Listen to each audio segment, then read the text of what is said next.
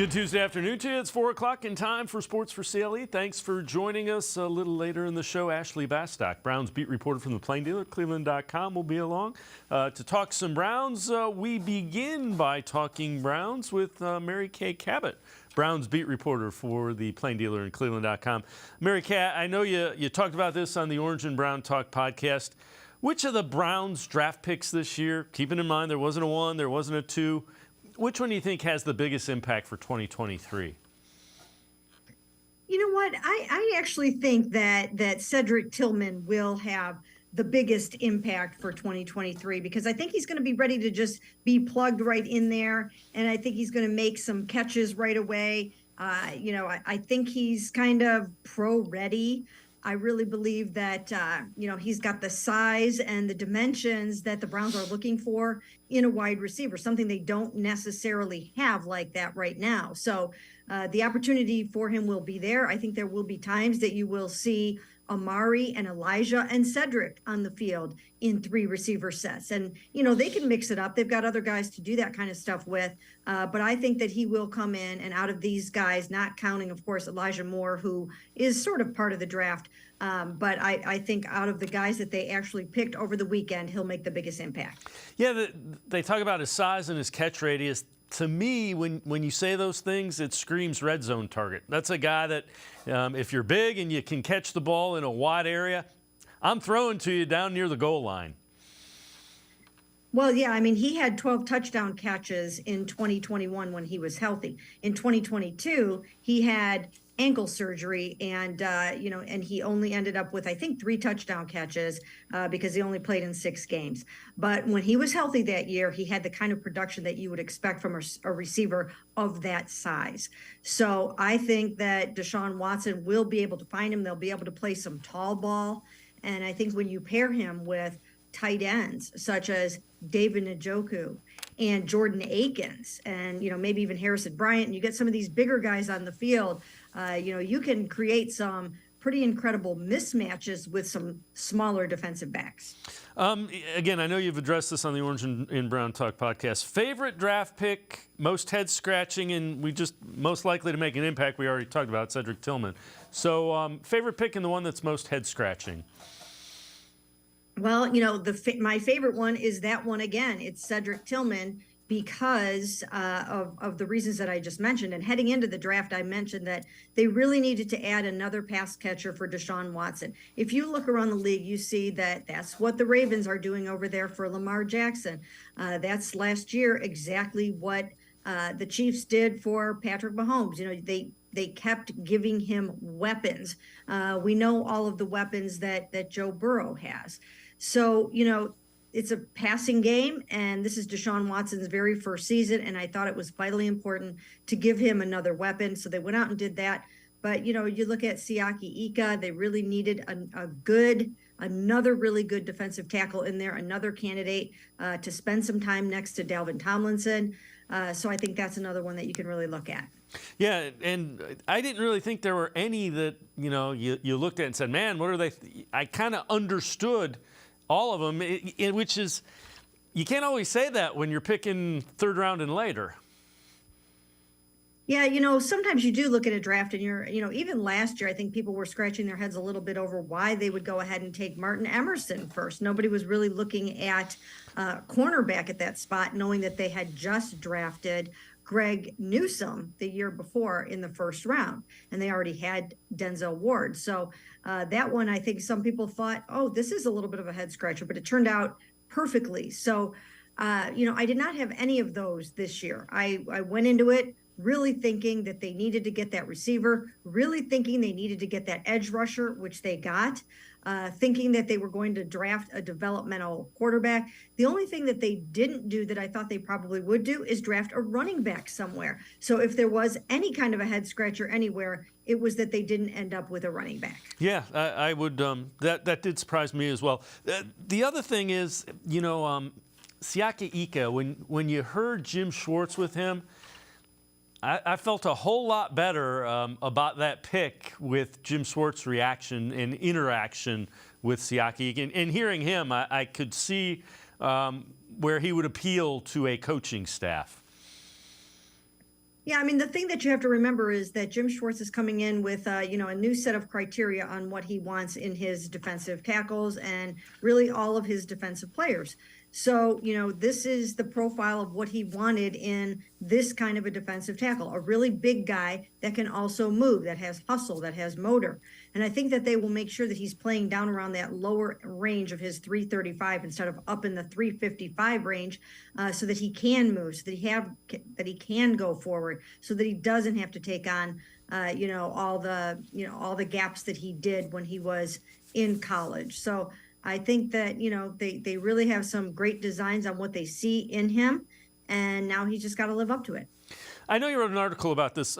How much input do you think Deshaun Watson had as Kevin Stefanski and Andrew Berry built out the quarterback room? Yeah, I mean, I just don't think it's a coincidence that he's got two really good friends and two people for his support system in the quarterback room, in really longtime good friend Joshua Dobbs, who he's trained with since high school, and then another really good friend in Dorian Thompson-Robinson, who he's trained with a lot over the last 4 or 5 years out in LA when they're out there together. So I really do think that Deshaun had a major influence in how this quarterback room is shaped. And basically my theme there in the column that I wrote on it on Saturday was, Deshaun needs that kind of a sanctuary. He needs that room to be his refuge. He still has a lot of off the field things that he's dealing with. He still has 2 civil suits pending against him. He still is going to have to deal with some backlash out in, when he goes to opposing stadiums. I'm sure there will still be, possibly some protests out there. There will still be perhaps signs and things said to him from the stands. And so I do think that, they want that room to be really a place of calm and of friendship and, good, healthy competition and a lot of crossover in terms of skill set, but also guys that are going to 100% support him. Yeah, and it makes sense because if the Browns are going to get where they want to go, Deshaun Watson has to be the best version of himself. Absolutely. And, there is a whole psychological aspect to this game of football. And I think the Browns are playing it. I think that they are, really taking a lot of those things into account. And again, if Deshaun Watson did not want a quarterback in the quarterback room with him, a particular guy, I don't think that guy would be in there. I remember last year talking to Jacoby Brissett, and I think he actually even said, Deshaun kind of signed off on me. Deshaun was all on board with me being in this room with him. And, and I think that's important. And it may be something that flies under the radar a little bit, but I think it's really something that they are doing, and they are being very intentional about it. Let's take a look. Pro Football Focus ranked the top 10 draft classes. Keep in mind, Browns didn't have a first or second round pick. Top draft class, the Steelers. Second, Eagles. Third, Colts. Fourth, Cardinals. Fifth, Seahawks. Bengals were seventh. And the Browns checked in at 8. In a draft class of undersized wide receivers, Jedrick Tillman was among the few top prospects with prototypical X measurables. That's a big guy outside. He has good size, he's physical, and he attacks the football in the air. So given the fact that, they're ranking the draft classes, the fact that the Browns check in at 8 without a first or second round pick, I mean, it doesn't matter until they get on the field, but it's good to see independent people thinking and saying what we thought. Yeah, and I think that, when you are grading this Browns draft, I think some of those national experts, too, are taking into account the fact that the first round pick was spent on Deshaun Watson and the second round pick was spent on Elijah Moore. So if you look at it globally like that, I think you can think of it in terms of it being a really, really super strong class. I mean, look, Elijah Moore is going to make a tremendous impact this year, and he's a young guy. He just turned 23. So he's still a really, really young player who really was their second round pick this year. So I think it's a tremendous draft. I had no issues with it whatsoever. And I think just from what I can see so far, They got some guys that are really going to be good for them over the years, including like a DeJuan Jones. I mean, he's going to be a starting tackle here in the next couple of years. He's either going to take over for Jack Conklin on the right side, or something's going to happen with Jed over there on the left side and he'll move over there, or maybe he'll start out at the right and later become the left tackle. Whatever the case may be, they see starter in DeJuan Jones. Yeah, and you know, it's hard to coach 6'8" and 360 some odd, 70 some odd pounds. So with really good footwork. All right, before we go to break, prospect spotlight, and it's a guy we've talked about quite a bit. Jedrick Tillman. This is from Pro Football Focus. Tillman wins by presenting the quarterback with massive windows. He's going to attack 50-50 balls in a way that will quickly build rapport with his quarterbacks in the NFL. What's his role? Teams will want to use Tillman and his size on the outside where he can lead block on screens and get his hands on defensive backs during his routes. And all those things are very interesting and things that I think you're going to see incorporated into the Browns offense. Yeah, I mean, you know, like I said, they have a little bit of everything. It's a smorgasbord inside that receiver room. You've got experience now. You've got the small, fast, twitchy guys. You've got your vertical stretch guys in Marquise Goodwin and then Anthony Schwartz. You've got slot guys, you know, David Bell, Elijah Moore, inside, outside. You have it all. And so there are no limitations on what Kevin Stefanski can call or do, and certainly no limitations in what Deshaun Watson can do in terms of getting the ball to these guys.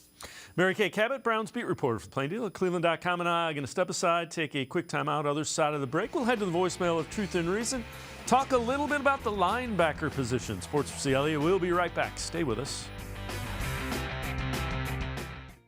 The Ohio Lottery Partners in Education program recognizes role model students and teachers from across Ohio. Nominations can now be done completely online. To nominate a deserving teacher or student, go to ohiolottery.com. In the About section, find Partners in Education. There you will find links to the nomination forms. Students kindergarten through 12th grade can be academic all-stars. Teachers can be honored as a Teacher of the Month. The Ohio Lottery Partners in Education, where stars shine. The Greater Cleveland Sports Hall of Fame celebrates the star athletes and notable sports figures who were born or have made their home in Greater Cleveland. It tells the story of discipline, commitment, perseverance, sportsmanship, and excellence in achievement. It encourages and inspires those who believe in sport and its direct impact on the well-being of our community. Go to clevelandsportshall.com or follow us on Twitter at GCLE Sports HOF for more details.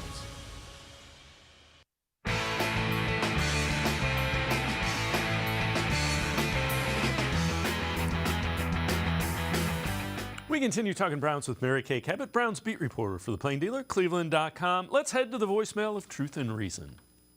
Yeah, this is Chad in Sarasota, Florida. I love the show. You know, I hear all this talk about possibly adding one more edge rusher. We've already stockpiled it in terms of what we've needed from last year. We've given full attention to the defensive line and bringing in some competition at D tackle. You know, we've added to the wide receiver core substantially, but I hear no talk about our linebackers. I mean, all 5 of our linebackers are coming off of IR last year, and I haven't heard any talk about why we didn't pick up a linebacker in the draft. I haven't heard any talks about possibly getting another linebacker just for the sake of injuries, because you know they happen. We get an injury, we're going to be going to the practice squad to look for any replacements. But I just want to know if this is a concern of yours as it is with mine. Thanks a lot. Go Browns. As always, appreciate all of the voicemails. Mary Kay, I'll turn that over to you, and I have thoughts, but I'll let you go first. Well, you know, that was another thing that I thought they might do is draft a linebacker in this draft. But linebacker is a position that you can usually find one somewhere. It's not a hard to find premium position. The skill set isn't like, you know, an edge rusher or something like that, where, you know, it's really, really hard to find one that can actually get to the quarterback. You can find linebackers, not that they're a dime a dozen, but they're more like running backs where, you know, you can find guys that are good enough to plug in and get the job done without spending high draft picks on them. That has always been the Browns' philosophy. But they're also looking at all of these guys coming back from injury. as just a huge, enormous bonus for them. The only thing that they're going to have to worry about is what if they don't come back as healthy as they think they will, and you never really know how that's going to go. I always think, guys that come back off big injuries like this, it just seems to me that they have residual injuries in their first season back, whether it be a hamstring pull or a groin pull or something like that. It quite often seems to happen when you're coming off of a big, big injury. And they've got guys that are coming off of, some pretty significant things. Now, some of them are upper body situations. So, they're not necessarily going to have to worry about a leg injury for Jacob Phillips coming off of a torn pec. But, a torn quad for Anthony Walker, he should be 100% by training camp, but that's a tough injury to come back from. A torn ACL, sometimes it takes a little while to come back from that. So I do think they should add a couple of healthy bodies, but they can look around and find guys in a trade perhaps, or some street free agents that will become available. I think they'll be okay at the position. The other thing that I think the defensive tackles, beefing up the defensive tackles like they have, and I mean size-wise, literally, will help the linebacker play too, because it keeps the offensive linemen off of the linebackers, and it lets them be more effective. Yeah, that will definitely help. And they've got so many guys that they are now auditioning and looking at that defensive tackle spot. So there will definitely be upgrades there. I mean, when you look back at some of the guys that were here last year, I looked once again at those PFF rankings, and they were not good. I mean, Jordan Elliott, Tommy Togiai, and Perrion Winfrey are all somewhere in between number 126 and number 130 in the PFF rankings. Now, I always hear from people that it's really hard to grade out the offensive and defensive linemen like that, because you don't always know what their responsibilities are in any given situation. But nevertheless, the really good ones, you can find their names up high in the top 10, in the top 20, top 30. And Dalvin Tomlinson is way up high. And so, they know they're getting a good one there. But certainly those guys will help the linebacking core. And again, they've got a lot of guys coming off of injuries, and they are counting on those guys being healthy. All right, along the lines of linebackers, 5 free agent linebackers still available if the Browns decide to go that way. This is from Dogs by Nature. Number 1 is a guy that was here before, Deion Jones. Not really sure. The thought would be he'd improve under Jim Schwartz. Miles Jack, former UCLA running back linebacker, fell in the draft due to knee concerns. Those concerns have mostly played out as a true problem for Jack. Could be a depth piece, special teams guy on a inexpensive contract. Jalen Smith played well for the Cowboys.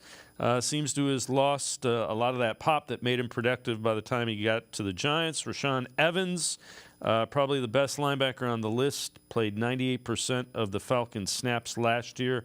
86 tackles, 2 sacks, 6 TFLs, 3 quarterback hits.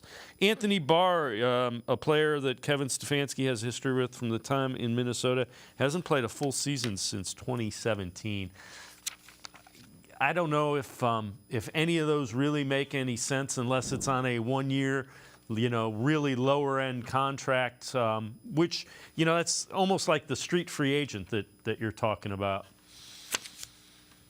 Yeah, and again, I think that they will scour other teams' rosters and maybe try to make some trades over the next couple of months where, if the Browns have a surplus at, say, wide receiver or somewhere, or maybe defensive tackle, maybe they will be able to swap out a player. We've seen them do that in the past. It was, Wilson for Chase Winovich. And, they might be able to do something along those lines where they can pick up an extra linebacker and unload something, a player-for-player swap. So I think by the time the season starts, they will have a couple of extra linebackers in here. But I don't think they're worried about it. I don't think that they're panicking over not having, some great big new linebackers coming in. And again, I know you've written an article on this, and I'm real curious about it. So how do you think Lamar Jackson's extension, the weapons they've given him, how does that affect, Deshaun Watson? Does that raise the bar for him a little bit? It really does. I mean, look what Deshaun Watson has to deal with coming into the AFC North for his very first full season with the Cleveland Browns on the football field. He's got to deal with Lamar Jackson, having Odell Beckham Jr. now, and their first round pick, Zay Flowers, paired with Mark Andrews, and then also Rashad Bateman coming off of an injury. And they have a new offensive coordinator in Todd Monken, who is, so pass oriented, and he's going to bring them to a different level in the passing game. The only thing is that it's going to take them a while to kind of gel and get it all together. So they might not necessarily be a well-oiled machine in the first 3-4 weeks of the season when they're all kind of learning each other and figuring each other out. But if they hit their stride when you're supposed to in late November and December, then, they really could be onto something over there. So I think that's going to be a tough thing for the Browns to have to deal with. Once again, they would probably rather catch them a little earlier than later. That Joe Burrow is going to be extremely tough, as always, in the AFC North with all of his weapons. And then, Kenny Pickett should only be better than he was in his rookie year. And their defense is always tough. So the AFC North is just going to be a really, really tough division to get out of. Andrew Berry said, draft night that, he never is done upgrading the roster. Do you feel there's a veteran or two that's going to be added to this mix? And what positions do you think are the ones that he's focusing on? Well, we've talked about some of the positions. So I still think that probably there will be another running back that comes in here. I think if nothing else, you need another couple of camp legs because they've got a long training camp this year with an extra preseason game. They've got 4 this year instead of the usual 3. And, they hope to be playing deep into the playoffs. So, you really want to keep Nick Chubb fresh. So I could see them adding another kind of power-ish running back. I could see them bringing in that linebacker that we talked about. And, I still think they could use another edge rusher and one with some experience. I think you want to have somebody that's got some sacks under his belt that can get to the quarterback. Too bad things went down the way they did with Jadeveon Clowney because, I still think you could use a Jadeveon Clowney. It's not going to be him because of the way things happened and the way he left this football team. But I still think there's room on the roster for a guy like that. Yeah, I think one veteran guy who has done it and can kind of be the calming influence in that rotation in that room, I think that goes a long way. Mary Kay Cabot, Browns beat reporter for the Plain Dealer, cleveland.com, and I going to step aside, take one more time out. We'll talk fifth-year options and Jedrick Wills. Sports4CLE, be right back. Stay with us. Come back to go forward. Back to learning new things. Back to pursuing your dreams. Tri-C has flexible learning options to fit your life. And every year, more than 1,000 local companies provide Tri-C students with real-world learning. The right education can boost your lifetime earning power by hundreds of thousands of dollars. Start now with a college education you can afford. Tri-C, where futures begin.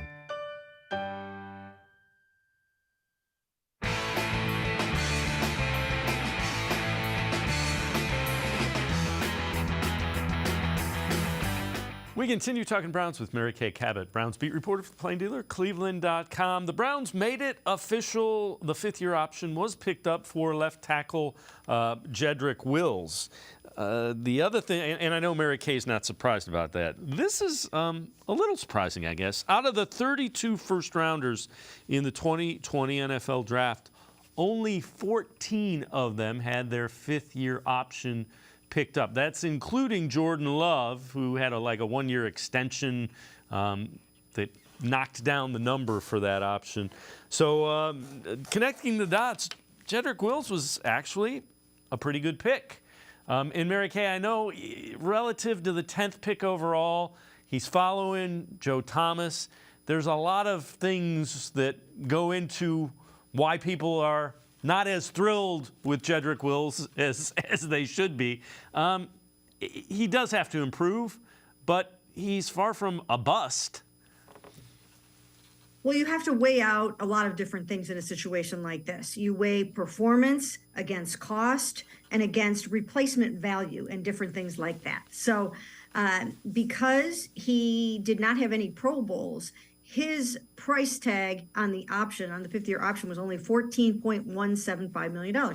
By the time you get to the 2024 season, which is when he is owed that money, that's not going to look like all that much. Prices for tackles are skyrocketing. And if they had let this go and tried to see if they wanted to maybe franchise him after the season, that number is going to be in the $23 million range for that year. So to get him for $14.175, that is not an exorbitant amount of money for that 2024 season. And he obviously is really cheap for the 2023 season. And so if you factor in the 2 years together, it averages out to, just a very nominal amount, or at least a reasonable amount for those next 2 years. And then you can kind of decide how you want to approach it and what you want to do from a long-term standpoint. As I mentioned before, they've got DeJuan Jones coming down the pike. And, if things don't work out with Jed long-term the way that you want them to, you can sort of figure some things out. Maybe you move him over to the right side and see how he does over there. Maybe you think about moving him to guard. But this way they have him around. Again, if you average out the next 2 years, it's not that much money. No. And again, it's a young guy that you hope figures it out and performs at the level you want him to. But now you do have pieces in place to help things out. This is kind of interesting as well. Teams' most pressing positional needs after the draft. This is for every team from CBSSports.com. For the Browns, they went safety, which I disagree with, but Cleveland is slated to start Juan Thornhill, Grant Delpit in the first year of Jim Schwartz's reign. They have some intriguing talent behind them on the depth chart, but none have asserted themselves enough to feel confident in the event they have to play meaningful snaps. I guess that's true, but I think there are greater positional needs. Well, they do have their starters, but it's one of those positions where I actually thought they might draft a safety more so than a cornerback, because I do think it's a spot where they don't necessarily have a surplus and they don't really have a strong pipeline of guys. They don't have their farm system of safeties. They've got a couple of guys, but they still could use more. So I don't really disagree with that at all. They talked to a few at the combine. They did their due diligence on a number of safeties. And it wouldn't surprise me at all for them to end up with another one. Yeah, I would think running back, they're a little thin, and edge rusher. But, yeah, I get it. Here's a question. In a pinch, if you had to, could you see them using Martin Emerson as a safety? It's a big guy that hits. He's pretty good in run support. He's got really good corner skills, so I'm just saying if you needed to, you might be able to play him at safety in a pinch. Yeah, I mean, they've got some versatility in the back end. They for sure do. And some of these guys are going to cross-train. Some will play inside. Some will play in the big nickel inside there at safety. And so, there are some different things that you can do with the defensive backs in Jim Schwartz's scheme. But I do think that Martin Emerson is he's a good enough cornerback, and that's the premium position that, I think you would want to take advantage of having his talent and his skill set there. We saw what he could do at that position, and that's the harder spot to find. Yeah, without question. I would agree wholeheartedly. All right, top 25 undrafted free agent signings. This from the 33rdteam.com. That's the former NFL scouts and executives. Number 12, they go Lonnie Phelps, junior edge rusher from Kansas that the Browns signed. Length deficient defensive end who compensates with good quickness in his get-off, use of hands, rushes, and effort and motor to finish. Sudden off the snap, quick to the edge. Against the run, he has good speed to beat the reach or collapse in the backfield, flashing a hot motor to pursue carriers. All those attributes sound like they fit in what Jim Schwartz wants in his edge rushers. Yeah, I mean, you need more bodies there. You need more candidates there. And certainly this is a good spot to take a look at a guy like that with those kinds of traits. That's what you're looking for when you get to that point. You're looking for those traits of things that, you know, you can hang your hat on this particular thing that this guy can do. And it'll be interesting to get these guys in. We've got Browns minicamp next weekend, not this coming weekend, but the next weekend, May 12th and 13th. We'll be out there watching those practices, talking to these guys, and getting our first look at some of the undrafted rookies. And it's always fun to kind of see who passes the eyeball test and see who might be able to come in and actually just jump off the page and the screen and earn a job on the roster. So, you know, that's one of the more fun things about this whole process. Before I let you go, you mentioned, you know, rookie minicamp. When you look at this roster a week, 10 days before that rookie mini camps, what are your thoughts? What do you think of this roster?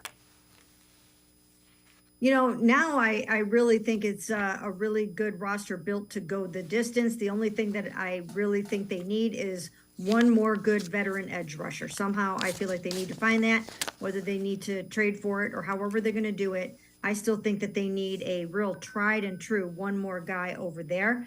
And if they can get that, then I think they're solid across the board. You can't have everything, and you can't fill every hole in 1 year. But that's the one thing where I think they really still need to go ahead and get that. But for the most part, I think it's a roster that it should be a playoff run. It should be a playoff contender. I mean, they've got everything. Now the receiving core is so much better than it was last year. And I think Deshaun has everything that he needs to get the job done. And I you know, it's going to be a dogfight in the AFC North, but they certainly will be competitive. Mary Kay Cabot, as always, appreciate the time and the insight. Thanks very much. Thanks for having me.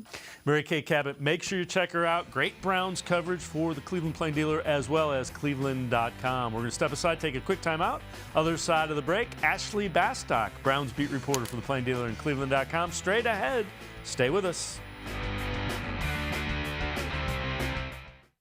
Come back to go forward. Back to learning new things. Back to pursuing your dreams. Tri-C has flexible learning options to fit your life. And every year, more than 1,000 local companies provide Tri-C students with real-world learning. The right education can boost your lifetime earning power by hundreds of thousands of dollars.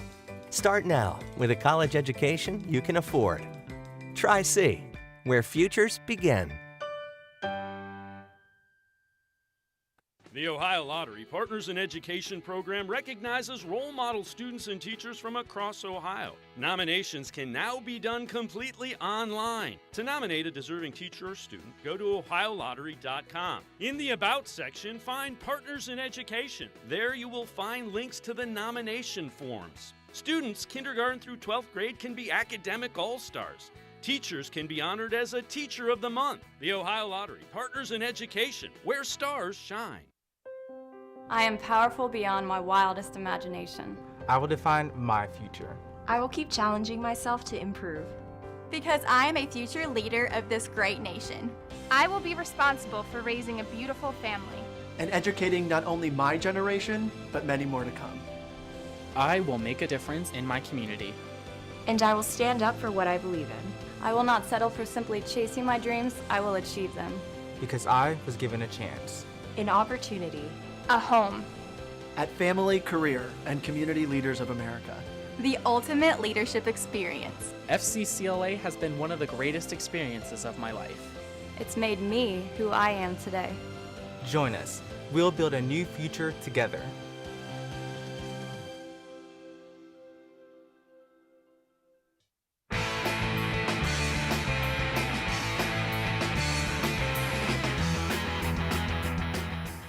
We continue talking Browns here on Sports4CLE. Greg Newsome knows quite a bit about fifth-round cornerback Cameron Mitchell, the cornerback the Browns took in the 5th round.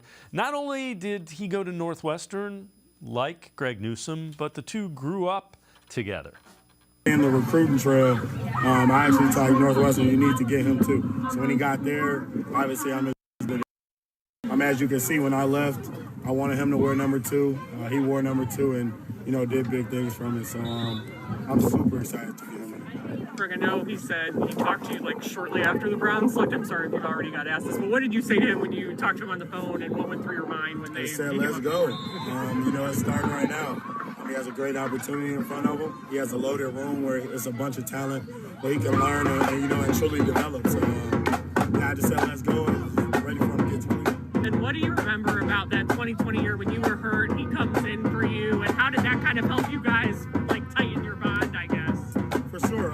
We knew it from the whole season, though. He was just a younger guy, so he didn't really have the opportunities. But as you can see, when he was granted the opportunity, he did what he was supposed to do. Even in his past year against the great Ohio State Buckeye team, he held arguably the best receiver in the country to a very minimal day. So I think that shows you exactly where his ceiling is.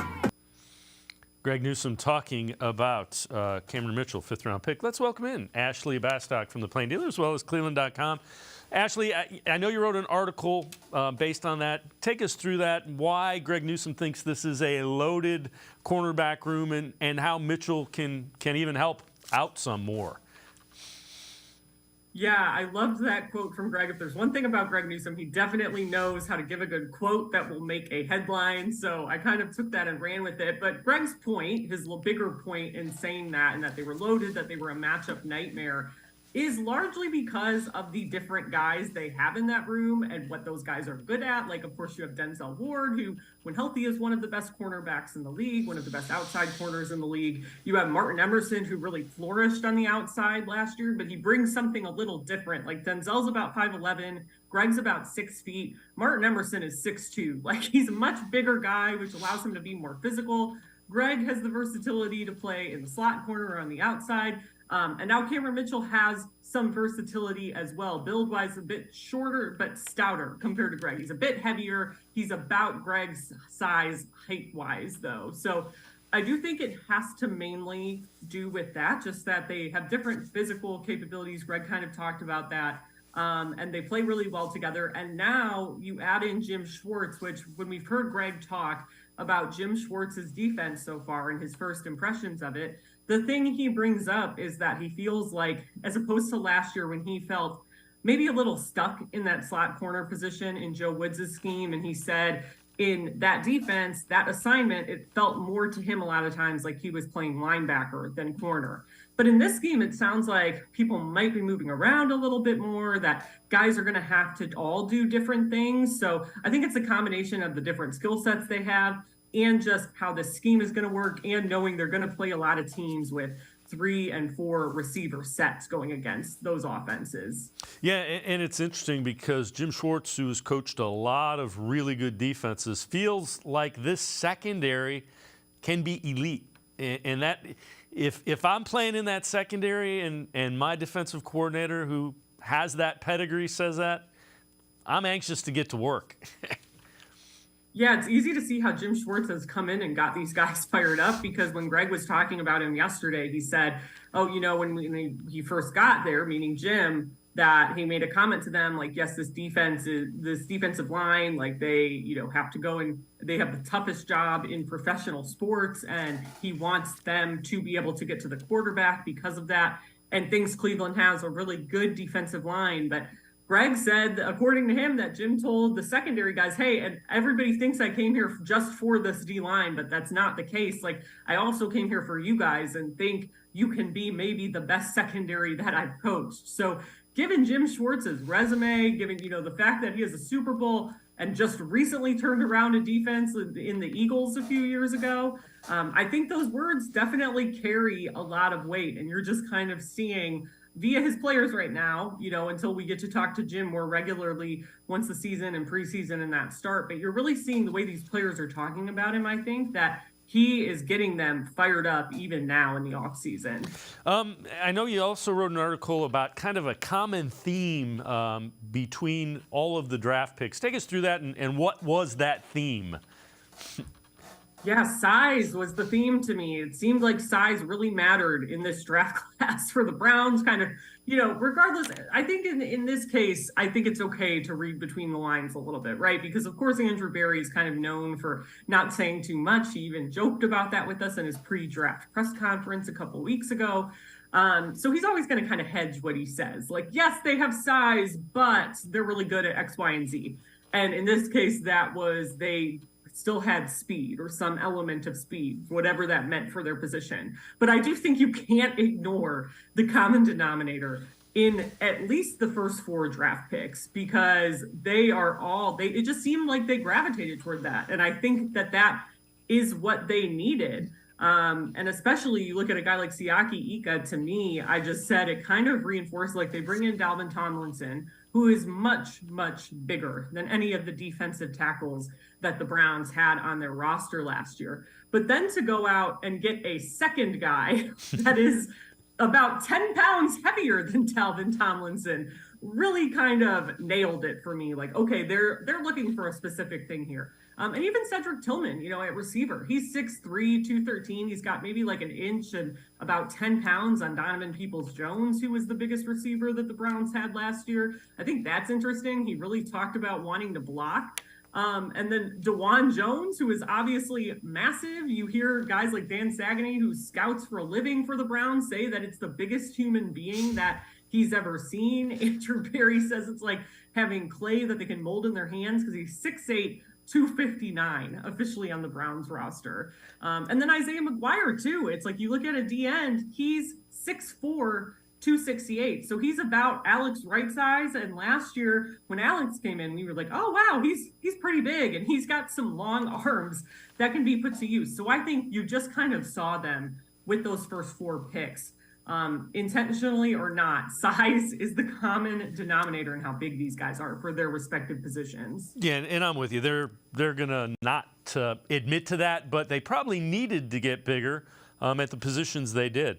Well, you mentioned Siaki Ika about the size. Andrew Berry talked about what they want his playing weight to be. He wants guys to be as big as they possibly can without sacrificing their movement ability. So for some guys at defensive tackle, that may be 305. At others, it may be 355.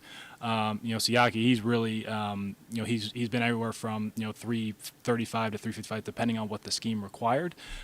For us, we'll work with him when he gets on site for what we're going to ask him to do. But he's played effectively, throughout that weight range. And again, you get what Jim Schwartz wants, and he said it with his Ferrari. He wants him to be able to get into the backfield.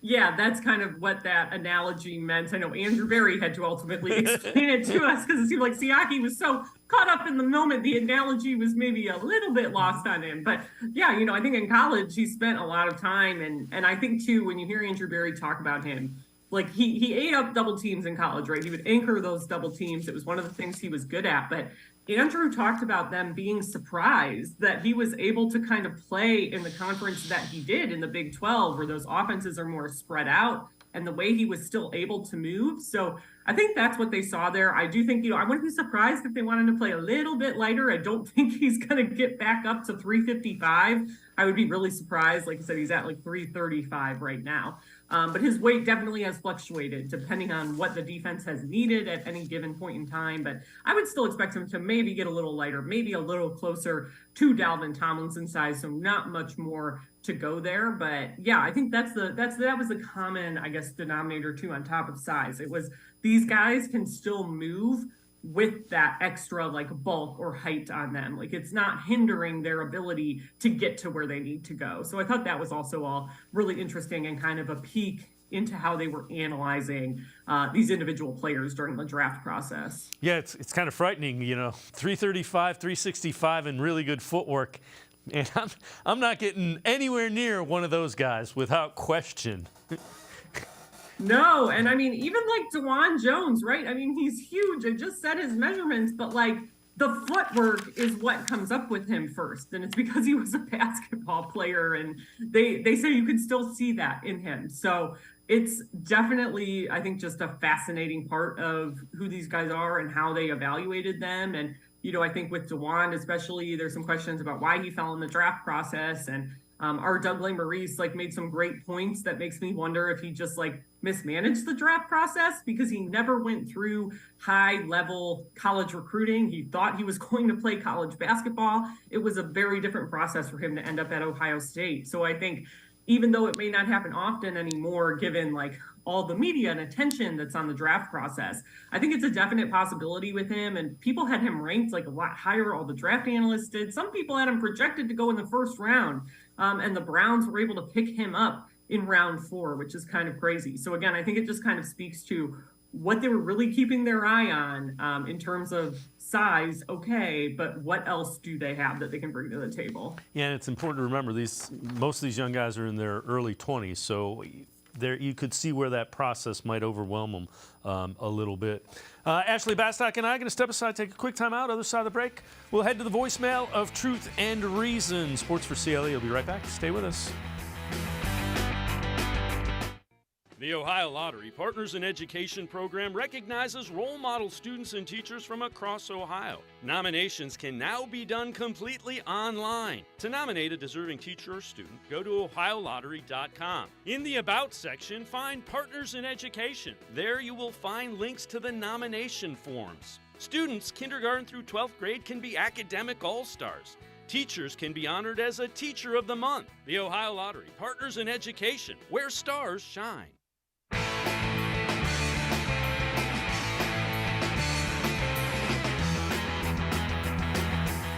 We continue talking Browns with Ashley Bastock, Browns beat reporter from the Plain Dealer and cleveland.com. Let's head to the voicemail of Truth and Reason. Hi, guys. Love the show. Love the draft. In my way of looking at it, you've got to count Elijah Moore as part of the draft haul as well as a third of Deshaun Watson. I don't know. It makes it look good to me. Thank you. As always, appreciate all the voicemails. And Ashley, Mary Kay mentioned that earlier. Elijah Moore is probably a mid-first-round pick in this draft based on where the wide receiver position fell out. Unlike the year he came out, which was loaded, this year was a little bit down at the top end of the draft. Yeah, it definitely wasn't receiver heavy like we've seen, especially the last couple of years, especially last year. Oh my goodness, there was a run on receivers the first night that made me question if the Browns were even going to be able to get a receiver in this draft. But I totally agree with that caller. I mean, I think that I've been considering that, and we talked about this, in the pre-draft lead up and after the Elijah Moore trade.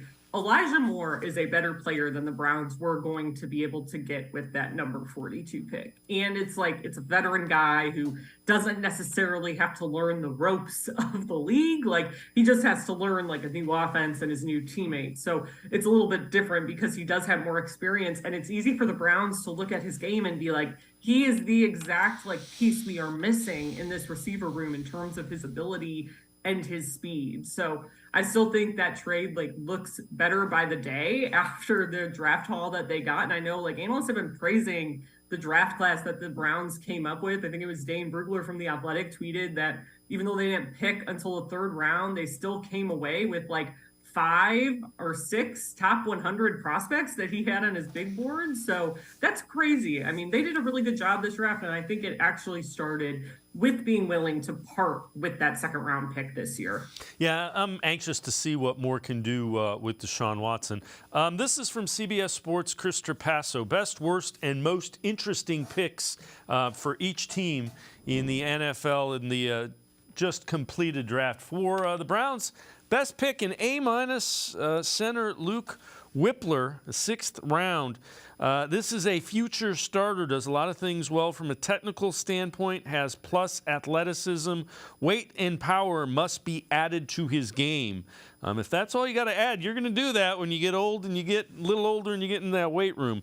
Worst pick, Siaka Ika, 3rd round, 93rd. Actually, not great versus doubles, but a very wide body, low-level athlete, not much of a rusher.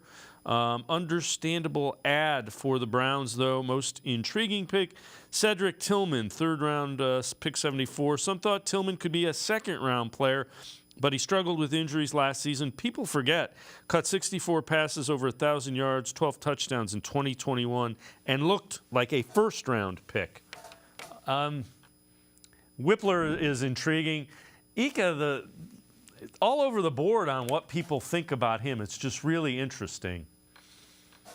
It is, and I was just going to say, I actually totally disagree with those first two. I would flip them. I would actually flip them. I really liked the Siaki Ika pick from where they got him, and maybe time will prove me wrong. And even, like, I'll say this, I do not think the Browns had a bad draft at all. I basically liked all their picks, and when we were on the Orange and Brown Talk podcast on Sunday, wrapping everything up, like, we didn't even refer to it as a bad pick, but a head scratcher. And for me, Luke Whippler wound up being the head scratcher. And it's not because I thought he did anything like super poorly at Ohio State. It more so has to do with the fact that he doesn't have the versatility really that we know of. And I know the Browns talked about this, and they don't think he can play guard right now. He never did that in college. He played center at Ohio State, which is fine. But I don't think he has that versatility that a lot of guys come into the NFL with. And also, the undersized thing for me isn't just about his weight. He also has short arms, so that makes me a little nervous. But even still, he's going to put on weight once he gets into the NFL. When I know some people were confused by this take from me. When I talk about undersized, I mean just a few pounds or a few inches. That makes a lot of difference in the NFL. And I think that gets lost, that somebody thought I was saying, oh, he's way, way, way too small to play in the NFL. And that's not the case. But I do think for me, that was a very confusing pick in a lot of ways for that reason, just given that he's undersized and he didn't have that versatility. Yeah. In the sixth round, he's got 2 years to develop. They can put him on the practice squad and try to get him going. Before we head to break, you also wrote an article about taking Jedrick Tillman relative to the wide receiving room. Take us through that and what you thought with that. Yeah, I just thought it was interesting because kind of like when they brought Elijah Moore in, it's something that is different that this room currently doesn't have. And for me, it's his size. And he didn't play a ton in the slot or anything, but the thing that really stood out to me is that he loves blocking. And I think that's good given his size. And I know the Browns love that kind of talk, especially from David Njoku, for example, who really upped his blocking game in the last few years. But I also think it just kind of proves this adage that they said time and time again, that you can never have too many receivers. And I think not only does he bring in something different, but I think that's so important because Deshaun Watson is trying to mesh with this room, and it's going to be his first full year here. And I think you have to find guys who in particular are really good in the scramble drill and who he just meshes well with. And I think there's not necessarily always an X's and O's component to that. There's going to be stuff that he likes to do that a receiver can do really well, and that's all well and good. But there is a certain chemistry there too. And I think you just kind of have to keep throwing bodies at it essentially and seeing who he clicks really well with to put everyone and put your offense in the best possible position. Yeah, and there are a number of options without question. Ashley Bastock and I are going to step aside, take a quick time out. Other side of the break, take a look at the overall roster and kind of drill down a little bit at the running back position. Sports4CLE will be right back. Stay with us. Come back to go forward. Back to learning new things. Back to pursuing your dreams. Tri-C has flexible learning options to fit your life. And every year, more than 1,000 local companies provide Tri-C students with real-world learning. The right education can boost your lifetime earning power by hundreds of thousands of dollars. Start now with a college education you can afford. Tri-C, where futures begin.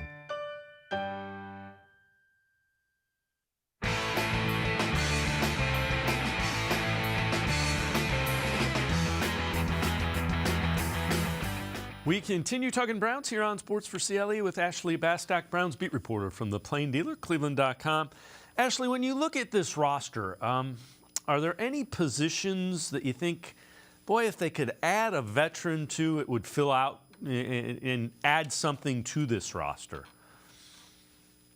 Yeah, I think for me, it is still linebacker, just because, I think it was really great that they got Anthony Walker Jr. and Sione Takitaki back. And I'm going to have a story on Anthony Walker Jr. probably go up tomorrow. Actually got a chance to talk to him yesterday at the same event that Greg Newsome was at. And it sounds like Anthony is hoping that he's going to be full go during training camp. He was staying mum on an exact date. He said he does have one in mind that he hopes to hit, that's his goal coming back from that ruptured quad tendon.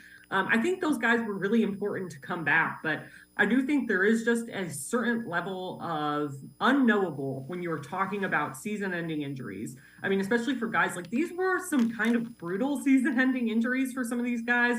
I said Anthony Walker Jr., Sione Takitaki had a torn ACL, and I know in January he said he was eyeing an October return probably. And then you have Jacob Phillips with the torn pec muscle that required surgery. So I just think there are some questions. I think I want to see what that room and those guys can do with kind of a new defensive line up front, but I still would feel better if they added some depth there, just to kind of shore things up and have more bodies to throw at the situation, especially if guys have some setbacks in their rehab or a re-injury or, an injury from overcompensation from something else. So it would I think that is still my top position. I would have liked to see them add to it in the draft. They didn't. So I'm curious to see what else they can do there. Well, the other position that's and there's a couple of them, but running back is also kind of interesting. There's Nick Chubb, Jerome Ford, John Kelly. What are your thoughts about adding a veteran running back? And we do have a list. Let's throw this list up.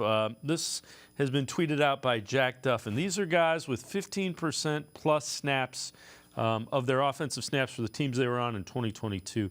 So there's Leonard Fournette, Ezekiel Elliott, Kareem Hunt, Kenyon Drake, Henderson, Burkett, Ingram, McKissick, Hilliard, Justin Jackson, Ty Johnson. When you look at that, none of those guys are going to break the bank in this second wave of free agency. Do any of them intrigue you at all? It's tough because running back was kind of another position I wanted to see them add to in the draft. It's stranger things have happened. I don't think you can afford to break the bank there. I personally, I don't think it's the worst thing in the world if they were to suddenly, there would be a tide turn and Kareem Hunt to come back. It doesn't look like that's going to happen. I think, both sides are just ready to move on from that, but Kareem is still out there. It's just tough. And I think if you don't find somebody, to me, you do want to see what Jerome Ford can do as well in there. And we all know these last few years, Dearness Johnson would step up when needed, but didn't get a ton of carries or anything. So I don't know that it is that important. If they don't find somebody, I don't think that it's the end of the world for me. But I also wouldn't hate to see them add to that room either. Yeah, that's fair enough. And that might be something, cut down day that they look at, the back few players on that roster. All right, before I let you go, this is from win totals from FanDuel, and it's kind of interesting. So you've got the Chiefs and Bengals at 11.5, along with the 49ers. Then the Bills and Eagles at 10.5. Then at 9.5, you've got the Jets, Ravens, Chargers, Dolphins, Browns, Jaguars, Cowboys, Lions, and Saints. So there are only a handful, maybe 5 teams, that the win total is a game more than the Browns, which, if you're doing power rankings, that puts them 6th, which seems pretty reasonable. Yeah, I think especially until the schedule is actually released and we know what order these games are playing in, because of course all those X factor things do play a factor, how many road games in a row, or the home game is going to be front loaded like they were last year, or the AFC North game is going to be back loaded. Yes, I think that's why you kind of see so many teams around that 9.5 range, because it's a safe sort of number for right now until those schedules are actually released. And then maybe teams start to differentiate themselves depending on things like I just mentioned, home and road splits, etc. So I definitely think that it's a good, promising start. I think that's about the right spot for them to be in right now, but don't be surprised if it changes between, after next Thursday when the schedule is actually released. All right, I'm going to ask you one more question. What do you think of this roster overall? We're rookie mini camps next weekend. Where do you think this roster sits? I think it's pretty honestly good right now. I think even going into the draft, they didn't have many holes. I still wouldn't hate, like I said, help at linebacker, maybe help at edge rusher, just like to shore up that room a little bit more since the production there was just pretty lacking last year outside of Myles Garrett in terms of getting to the quarterbacks. But I do think, I like how they've built this receiver room up for Deshaun Watson. I like that they added a backup quarterback. The offensive line, they've added to that too. So I think you're in pretty good shape there, other than like we talked about, if you want to add another running back, maybe it might be worth it. But I do think what was interesting about this draft coming into it, it just felt like they didn't have a lot of needs that they necessarily needed to fill. And I think that's a really good spot to be in at this point in the offseason. Ashley Bastock, as always, thanks so much for the time and the insight. Appreciate it very much, Ashley. Thanks. Ashley Bastock, Browns beat reporter for the Plain Dealer, as well as cleveland.com. Make sure you check her out. Always really good, insightful stuff. She has that Anthony Walker story that's going to be going up soon. That's going to do it for this edition of Sports for CLE. We will see you back here tomorrow at 4 o'clock. Have a great night, everybody. See you tomorrow at 4 on Sports for CLE.